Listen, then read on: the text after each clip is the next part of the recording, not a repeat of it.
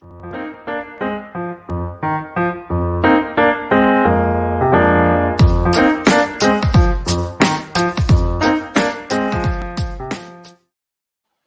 everyone. Welcome back to Pittsburgh CLO Close-Ups. It is week 7, if you can believe it. I'm Olivia O'Connor. I'm the manager of New Work Development at Pittsburgh CLO. And it's Tuesday at 3 p.m. Eastern, which means we are live on Facebook and YouTube for Spark the Conversation. If you're joining us for the first time, thank you so much for being here. This is a 30-minute live stream in which we catch up with alums from our New Musicals initiative. So we have a chat, we have show and tell, we wrap up with a fun list of 5, and we'll also have time for questions from those of you watching live. So right now or throughout this conversation, if there's something you want to ask, something that's on your mind, please post it in the comments and we'll pull some of those questions over later in the show. These episodes are also posted to our website, our Facebook page, our YouTube page. So if you're watching us in one of those places belatedly, hi, thanks for joining. And please do like, share, subscribe, get notifications, do all those good digital things. So today, I am so excited in just a moment to welcome the writer and composer of Somewhere Over the Border, Brian Quijada. Somewhere Over the Border was featured as a reading in our 2019 New Musicals weekend. It's inspired both by Brian's mom, Reina Quijada's journey to the US from El Salvador, and by L. Frank Baum's The Wonderful Wizard of Oz. This musical is so fantastic. It is funny, it's moving, the music is so catchy, and it has that wonderful forward momentum of a quest.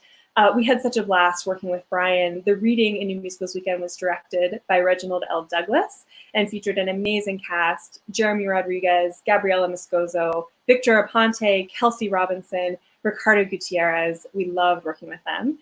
And in addition to being a writer and composer, Brian is also a musician and a performer. You might have caught his solo show, Where Did We Sit on the Bus, at City Theater last year. He's also just a delightful person, and I can't wait to talk to him today. So let's welcome him in. Hi, Brian. How's it going? How are you? Hi, welcome. So good to have you. I'm so excited to be here and chatting with you. Thanks for taking the time. So tell us, Brian, where you are and how you are doing these days. Yeah, I am. I'm in New York City, where, it was the epicenter for a long time. And thank goodness that it's kind of slowed down here. Yeah. And I'm holding up all right. Like I keep saying, I'm as good as you can be during the apocalypse. My folks are good. My family is all healthy. Good. Thank God. Yeah. We're maintaining here. Awesome. I'm glad. What borough are you in? I'm in Manhattan. I'm in the Upper West Side, just a couple blocks from the park, which I haven't gone into because it's supposed to be packed, right? It's always packed, and I'm just like, I did something in there. I can't go in there. But yeah, it's like, you know what? It's most of this area of Manhattan has cleared out. Yeah. Like half our building is gone. Really? Oh, wow. I feel like some people in this building, like, don't really even live here in the first place. Like they have like a house in somewhere. Yeah. But yeah, it's this, like, our grocery store run is like no lines. Wow. And it's a bizarre. That's wild. I've seen some crazy pictures of Manhattan buildings with like one window lit, because it is true. Like for so many people, it's a second home or a third home, or investment property or whatever. Yeah, yeah. Mm-hmm.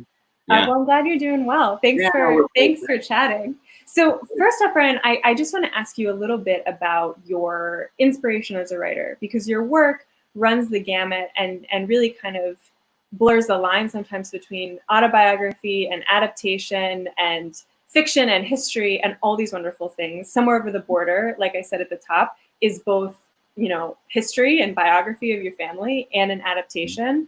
Your work at City was autobiographical. Your recent world premiere at the Kennedy Center with your collaboration with your brother Marvin is an adaptation. So as a creator, what is the element to you that makes you feel like there's a story here, or this could be an evening of theater? What kind of gives you that sense? Well, I think I've always been of the school of thought that we are constantly just retelling old stories. Mm-hmm. It's even like, like especially in like I think Hollywood and that industry, we're just like, oh God, can we make anything original? Can we like, what are all these remakes that are going on? And though yes, I'm just like, yeah, let's make some original stories, and for sure, I do think that there are stories that are coming out.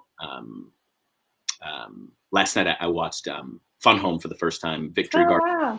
stream, and I hadn't seen it before, and I loved it, and I was just like, oh, I've never seen this relationship between a daughter and father before on stage, and I think that's great. But what it is it is where it lies in its kind of tradition is this child trying to connect with their parent, and I think in that way we are constantly retelling stories that we've told since we've been getting on stage ever, and like telling these stories, and I do feel like following in the tradition of being inspired by those who have come before me, of paying respect and homage to those stories by kind of giving my own spin. And I mean, Where Did We Sit on the Bus? The show that I did at the City Theater came out of me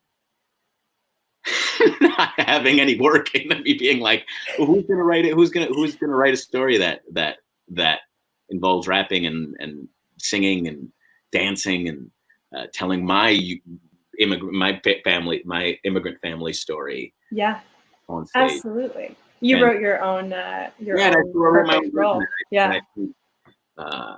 Like again, like inspired by like people like John Leguizamo, who like when I first saw his solo work on stage, I had never seen anything. I mean, I was a kid. I had barely seen anything ever. But but like that was a huge deal. Seeing that story so like connected me to. I was so very connected to his story, and that's where it comes from. I think I like it just feeling like there isn't enough of my background or my perspective to those specific kind of common told stories. Yeah, absolutely. And Where Did We Sit on the Bus? I'm so glad you touched on that, because I want to talk about your experience with that show. I know in the coming season, for the first time at Actors Theater of Louisville, you'll be handing off that show to another performer, which is so exciting. But you, as a writer and a performer, have been going to so many different theaters as a part of their seasons to do that show. So you've done the show in Pittsburgh, you've done it in New York, you've done it in Chicago, you've done it in Boise, you've done it in Albuquerque. So many. It's wild. And that's the dream for a playwright, right? That your work goes on to other places. But what is unique about you being a performer playwright is that most playwrights, once their work is gone, unless they're making changes, they're probably not there for rehearsal. They're certainly not there for the run. They might jet in for like opening night and that's it. But you have seen every performance. You've been present for every performance of your show in all these different places for all these different audiences. What have you learned from that experience, or what has surprised you about that? Yeah, I think the thing that surprises me is I think going back to somebody once said that there's so much universality and specificity, and I took that to heart, and honestly it affects a lot of my writing now, where I'm just like, I will give you the details, because somewhere in those details you will find your connection to it, and it's true. The best moments after performing Where Did We Sit on the Bus and coming out of the lobby and meeting folks is people being like, hey, I'm not I can't speak Spanish. My parents can't speak Spanish, but I'm Polish, but your parents are my parents. Or I find a connection to it via like your experience on the dance floor is the same as mine, except it was doing the jig. You know what I mean? Like it's absolutely amazing to kind of relate to folks that I wouldn't otherwise have felt like I related to them, based on the fact that like we all kind of share these common stories of growing up and coming of age. And I think that that's beautiful. I'm so inspired by it, and it makes me want to continue doing it.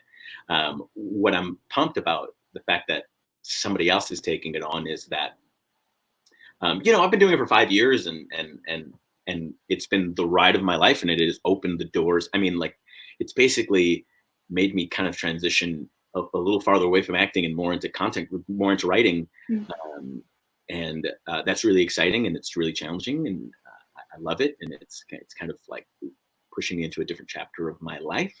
But being able to open it up and be like, somebody else should tell this story, and like, we should try and adapt it to cater to, whoever is going to do the next step during an election year, during like now more like a specific, like a very kind of abnormal, crazy time where we need these stories of connectivity more than ever. And I'm excited. I'm really pumped that it can continue to live on, even if and especially like early on, the idea of it being, we're going to try and make something new, basically. The production that I've toured for these 5 years, it's been word for word and note for note exactly the same. And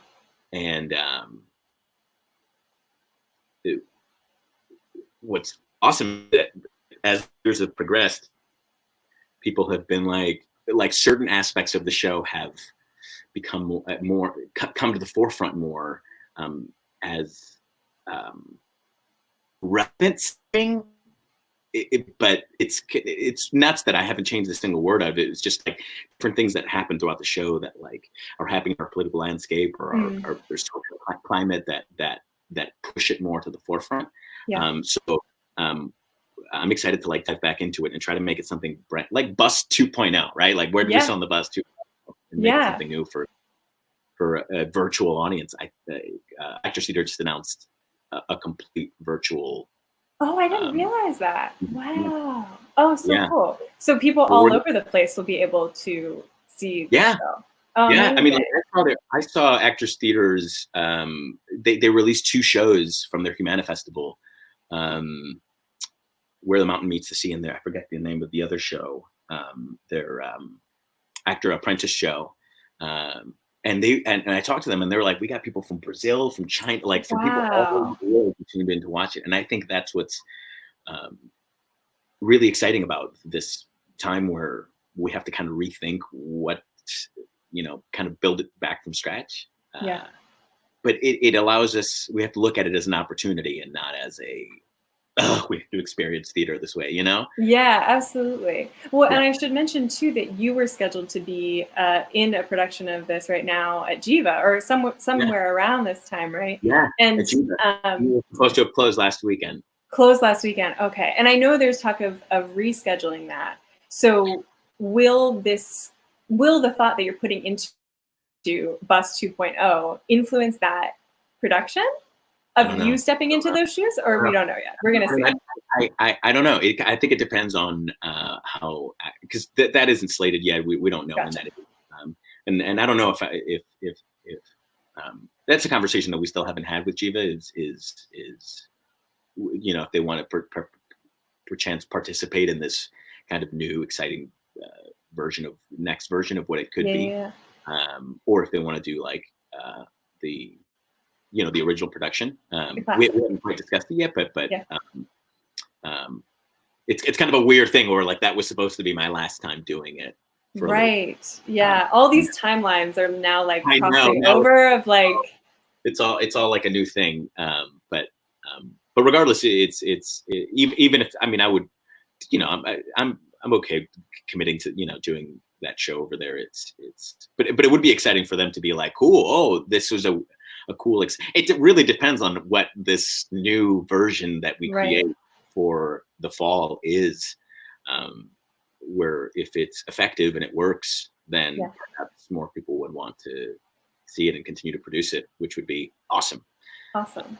Oh, great. Well, that's exciting. I'm excited to see what happens next with that. I'm excited to see it again. I got to see it at City, but I'm glad to know I can tune in for the next iteration of it. For the next iteration. Great. Yeah. Amazing. All right. Well, Brian, I want to talk a little bit about Somewhere Over the Border, which is the show that you developed here at CLO. And there's so many things we could talk about there's so many paths we could go down with this show. And sadly, we don't have all the time in the world today, although I wish we did.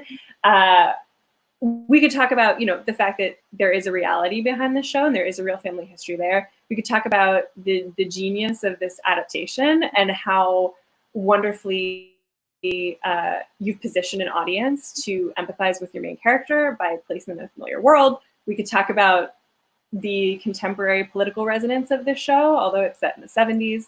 There are a lot of things we could talk about. And I just want to mention that because I want to focus in on one area today, which is the score, because we haven't gotten to really talk so much about your music yet.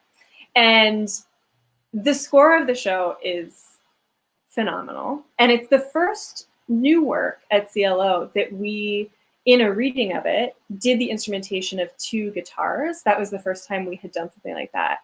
Cool. And I was so amazed by the work that our wonderful music director, Chris Red Blissett, and Nathan Zub on guitar, the work that they did both to bring the music and the score to life and also to create a soundscape in a reading scenario that was like so alive and amazing. So I want to ask you about the sound of the show, some of your influences for the score, and what's the ideal version of this score, I guess? Like what, in a production, what would this show sound like?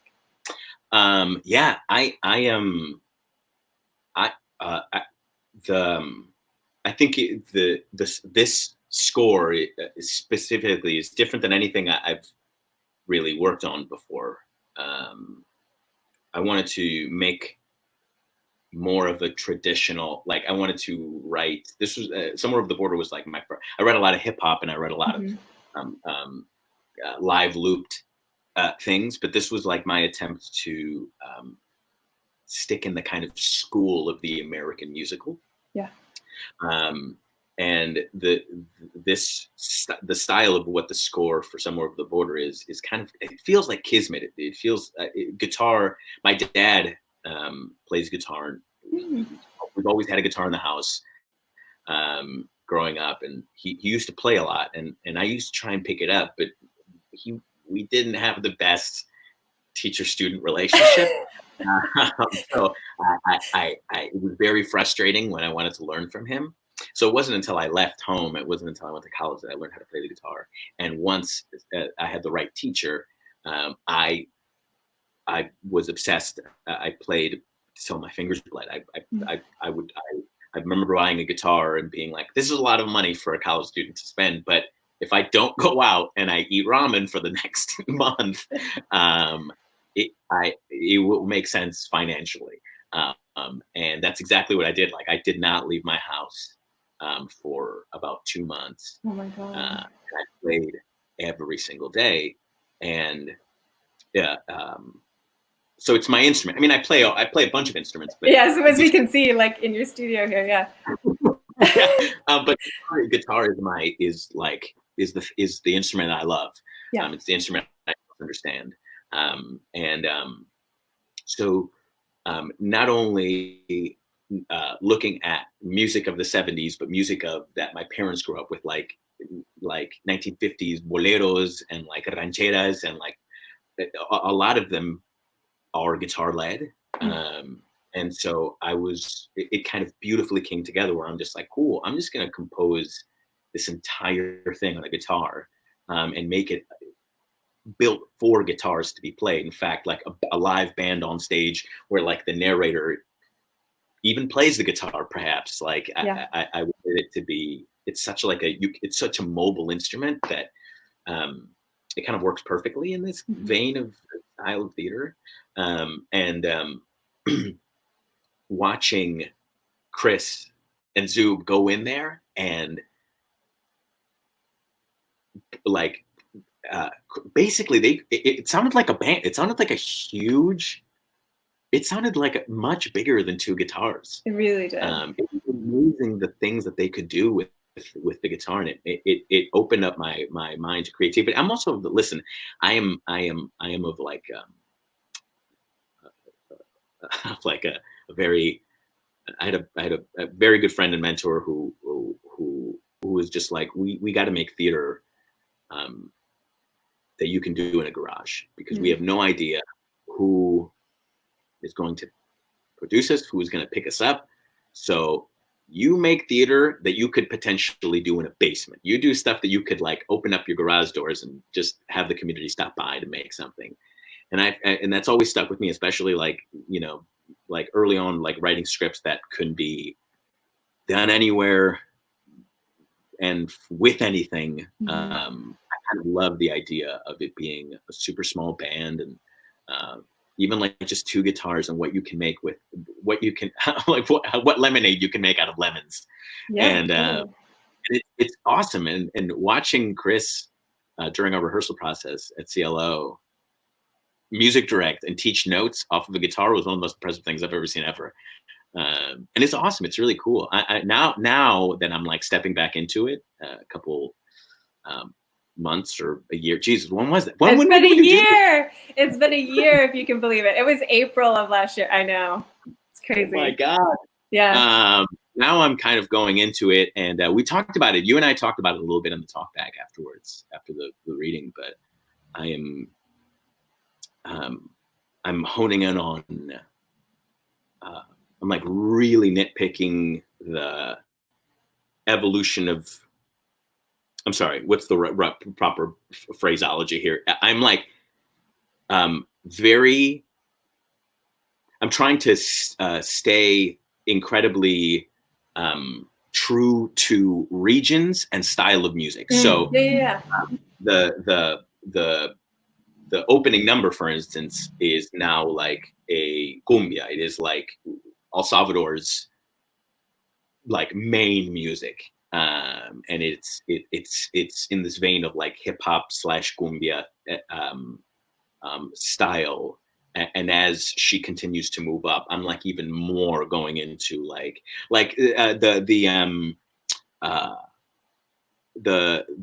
her version of what's the song in The Wizard of Oz? Somewhere Over the Rainbow? No. It's yes. Somewhere Over the Rainbow. Well, she sings a song. It's her like I Want song. Her like What Is Home? Was in this kind of like is like in this kind of like ranchera Mexican kind of style music, and so it would have been playing on the radio for sure, and she would have heard that. It doesn't necessarily ring very true in terms of this that a Mexican style. Perhaps in the reprise, as she starts making her way towards the border, closer to the border, it starts veering in that. But I'm being very super particular with making the music very attached to where she is regionally. That's great. And then the characters that she picks up along the way are also representing their towns and countries in which. Yes.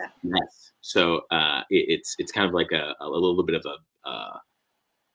it's a bunch of research actually. It's being like, cool. Yeah. When did this music get popularized, and what it like specific to this region? What is the music that is being heard, and then trying to sculpt the song that I already have in that place into that musical style. Yeah. Oh wow. It's like, you know, it's just messing with a little bit of the melodies and adjusting to rhythms and some different chord changes, but it's just cool. It's really cool to look at it that way, and I trying to use that as like the next kind of step of the foundation that's already there. Yeah. Oh, that's so exciting. I can't wait to continue following the show, and I'm rooting for some recordings so that I can relive some of this. Yes, I'm gonna do that. I'm gonna do music. Okay, great. Amazing. So before we move on to our next segment, I want to mention there are 2 ways that viewers can engage with Brian's work right now, even though we are in quarantine. So first of all, the Play at Home project, which I just discovered this week when I was getting ready to talk to you, and is amazing. So a group of theaters, Baltimore Center Stage, Long Wharf, The Public, Repertory Theater of St. Louis, Woolly Mammoth, have banded together, and a bunch of other theaters have jumped on board. So Brian was commissioned by the Kennedy Center. They've commissioned a group of amazing writers to write short plays, like 5 to 10 minutes, that you can read and do at home. And I read your play, Brian, yesterday, and it just absolutely delighted me. It's called Agent 88, and it's an action adventure play for the family. And my God, like if you have kids, you must do this. Oh, I don't have kids, and I still had a great time. Like it's such a delight, and many of the plays are amazing, and they're all free. They're online. You can check them out. So you want to Google the Play at Home Project and find Brian's play there. And I also want to mention you're going to be a guest on the Latinx Super Friends Playwriting Hour on June 12th. So this is an online Latinx-led playwriting series. It's curated by Tlaloc Rivas. And if you want to hear more about Brian's work as a writer, you can tune into the Zoom. You have to pre-register. So check that out on HowlRound, and you can pre-register and talk a little more with Brian. Yeah. Yes. Oh, yes. I'm happy you read that play. I loved making it. We used to do this. It's in the Agent 88 is kind of inspired by like this thing that we used to do as kids. And then me and my brother, Marvin, who we collaborated with on Kid Print, we used to play like theater games with our nieces and nephews when they were super young. And it's like this, like they didn't have to speak or have any lines or memorize anything or be able to read, but we would just like be like, okay, one day Jonathan wakes up and he, you know what I mean? He has a series and they're like doing it. And I'm just like, this is, it's kind of inspired by this. Like kids want to move and like tell a story. Even if they can't read or memorize any lines, they can still kind of participate. It was a blast to make, and it's such a cool initiative that they all started to make plays at home, especially doing TYA, that Theater for Young Audience plays, because I think families are definitely looking for things to do while stuck at home. And it was such a blast to write. I'm happy you read it. Oh my God, I was thrilled. And also, like, it's an amazing library of like really amazing contemporary playwrights where you're like, I can just open this PDF and read this right now. Really? Totally. It's great. It's a great list of artists in there. Yeah. Awesome. Yeah. So we are going to move into show and tell, folks. And and so Brian, this is another thing you've been cooking up in quarantine. We're going to turn the screen over to you to show and tell us something. Yeah. So let me tell everybody what's been going on. I've in this kind of nuts time of being stuck at home and kind of assessing what the future of the American theater is daunting, but also I think inspiring, and it's opening a door to redefine what we think of as theater. I kind of had this idea a while back, kind of before the quarantine, but now even more so because of the state of the world, of releasing a concept album, kind of an audio, something that we can experience at home that gets us pumped about potentially seeing it later on in the future. In kind of the same way that, we watched Beyonce's Homecoming, and we were just like, oh my God, we need to see that live, or we're experiencing the Chess, that concept album that eventually became a Broadway play. I became incredibly inspired to be like, what can we make now that a year from now or 2 years from now or whatever be released? And so I've been working on a concept album that has a lot of titles right now. One of them being Mexodus, which is a terrible title, but at one point I was like, this is the best title that's ever happened. So the concept of this piece, or whatever this is based on the Underground Railroad that led south into Mexico. Mexico, I mean, if you don't know, the southern border changed a bunch of times. In fact, that was like a huge thing of the American-Mexican War, was where the border was. Mexico abolished slavery in 1829, which was before the Emancipation Proclamation. So slaves that were closer to the southern border, like Texas or Louisiana, fled slavery into Mexico because it was much easier to get to than Canada or the northern states. Little known fact, like 4,000 to 10,000 slaves escaped into Mexico, which now has created like a huge Afro-Mexican population in Mexico. So I'm writing a play, an audio play, a concept album. I don't know what I'm doing exactly, but I've started working on this project, currently named Exodus. I don't know if that's going to stick, but it's going to stick right now. And it's about it kind of follows this escaped slave who is able to float on a bale of cotton across the Rio Grande and make it into Mexico, and then rebuilds his life and his friendship with somebody who helps him, a Mexican who helps him on the other side of the border. Just to give you an idea, Mexico was very bitter about the fact that they lost so much land to America, so they did not send slaves back. They were very accepting. Anyway, what I'm gonna do is I'm gonna read you some of the like a little bit of the lyrics of the first track of this show. Okay, so it's two bodies, right? It's currently two bodies, an African American body and a Latin American body, both standing on stage singing. We only singing it because that's the way we live with it. Ho, my dear Lord, give us a freedom, spare your pity. We don't need it like ho, my dear Lord, have mercy on the proud. Go ahead and stare at us. We are two bodies in America whose stories span the country's history that no one's heard about. Cause it wasn't allowed, it wasn't allowed, it wasn't allowed, it wasn't spoken aloud. There was no loud mouth, deep south, secret way of speaking. Whispers only, fingers over mouth just to avoid a beating that keeps the locks over mouths held pretty tight. So we struggle to uncover America's other founders fight to live in this America. Who's scared of us? Who's scared of us? They came for us, brought all of us, and now here we are. Old road, dead folks, new laws, new flaws. The same Holy Cross and the same Northern Star, here we are. We got far to go, but we won't keep it low. We only singing it because that's the way we live with it. Oh, my dear Lord, give us the freedom, spare your pity. We don't need it like ho. My dear Lord, have mercy on the proud. Go ahead and stare at us. We are two bodies in America. We bleed the same blood of this country, and stories we'll share with you of a time left out the books. But all it took was deep diving into a sad imagination, a true examination of a nation's early trouble. Cause from the wreck and rubble, we came out the other side, sippity side. When you're living in this country, it's do or die. And we can tell you how. But first, we're gonna slow it down.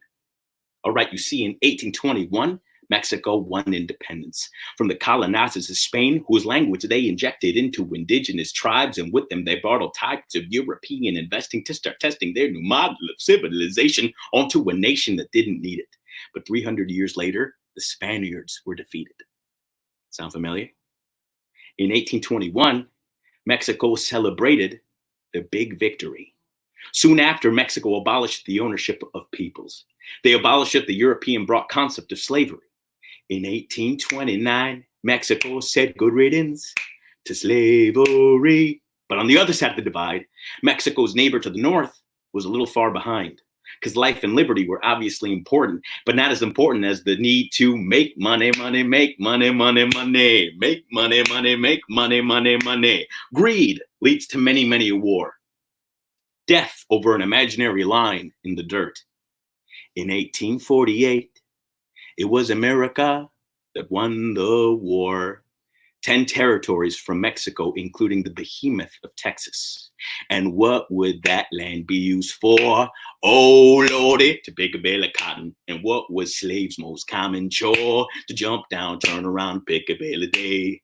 Texas became the newest, most fertile land to produce America's largest export, cotton. And so then and there, our story begins. Boom! Ryan! Oh my God. What? Yeah, what? I thought you were just going to be like, oh, like I've been thinking. I didn't know there was a whole, thank you. I feel honored that you shared this with us. Oh my God, Thank you. Of course. I'm so hyped about this. Wait, yes. also, I'm going to be rewatching this all the views on this video are just me watching this section of the video over and over and over again. Oh my God, that's amazing. This is truly an amazing project. And thank you for giving us something to really look forward to right now because. Oh my God. Jeremy! Jeremy Rodriguez! That was fire. Thank you, Jeremy. Thank you, Brian, so much for sharing that with us. I'm so excited. Oh my God, it's my pleasure. Wow. All right. Okay. So we're going to wrap up with Brian with Thank You 5. And on Tuesdays, we use Thank You 5 as a way to list things that we're grateful for, that are our favorites, that we love. And I'm like, really, it's week 7. So I'm really like fishing for some of these topics. So folks, if you are watching and you have ideas for future weeks, please tell me. But this week, so Brian, I know every time I see you, you look super dapper. You've always got like a good blazer happening or like a good hoodie, you've got a lot. This is my go-to quarantine sweater. Well, that's my question for you. What are your 5 articles of clothing that you return to again and again in quarantine? What's your like quarantine five articles? This is an amazing question. Thank you for that. Of course. So my hair has gotten huge. Okay, my hair is. I don't think I'm gonna have my lady cut my hair. It's huge. I don't know even. I might have taken them off my head just a second, but I'm not even gonna do it. But it's gonna get wild. So I have my shift between like this hat and like 2 other Bulls hats. I'm a huge Bulls fan. Have you been watching The Last Dance? Oh.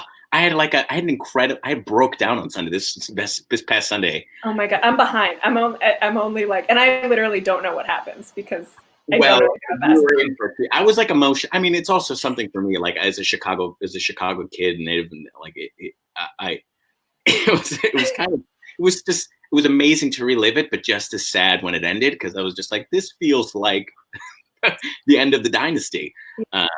So I have this. I constantly go. I'm putting this on all the time. Yes. Jersey. And I honestly like I'm just wearing like all my favorite sweatpants and sweater gear. Although it's just like here in New York, it's just getting nice. This I have it right in front of me. It's like you were prepared for this. I swear I didn't tell him this in advance. For this question, we did not prepare any of this, but like this is one of my favorite sweaters. Oh my God, that's great! Sweater, that used to belong to my lady, and I remember her ordering, and I'm just like, that's a huge sweater, and just like, yeah, and I'm just like, and she's just like, and then of course, like a month later, I saw it in a bag, and she was donating it to me, and I'm just like, you better take that sweater out of the donation bag. That sweater is mine now. Good for you. I'm glad you saved it. One of my favorite things. It's one of my favorite sweaters, and it's so comfy, and it's also still stylish, even though nobody can see it, except for y'all now, obviously. Now we saw it. Thank you. That was a great list. We had hats, we had hoodies, we had that sweater, we had a Bulls jersey, we had sweatpants, we had a lot. I love this. But that's pretty much it. I like everybody else. I'm in like my sweats and really comfy clothes. For Christmas, I got these loafers. Nice. And it's the best. It's like I didn't have them before, and it's like my mother-in-law knew that we were about to be quarantined. So that's my wardrobe. Awesome. Thank you, Brian, and thank you so much this is like a great note to go out on. All of this. Thank you for sharing with us today. Thanks for taking the time to talk and chat. It's great to see your face, and we're excited to see you in person again soon. So, and I'm so hyped for this concept album. I'm going to be stalking your social media feeds to see. I'm going to keep you posted. Okay, thank you, everybody. Everybody keep safe. It's and like I think it's important to like take care of yourself in whatever that means. Like whether that is like making work or not making work, or like like doing the things that you love. I think it's really important for everybody to stay safe in all aspects of life. Agreed. Well put. Thank you, Brian. So great to see you. And we'll see you soon. Bye, Brian. And thank you all so much for joining us. We will be back next Tuesday for a chat with David Rossmer and Dan Lipton, the writing team behind The Perfect Mate. This Thursday at 5 p.m., Mark is also going to be chatting with Michael Cerveris and True Barrett Fleming, which is going to be great. If you haven't checked out Google Doc Musical, or if you've been shy about checking it out, you've got until Sunday to contribute. So you can find info on our website, and you can email me if you want to compose. I want to say thank you to Steph and Becca and Sid for making the show look great, and to Sid and Becca, hi, behind the scenes, thank you. And thank you all so much for supporting Pittsburgh CLO and the arts in Pittsburgh. We'll see you next week.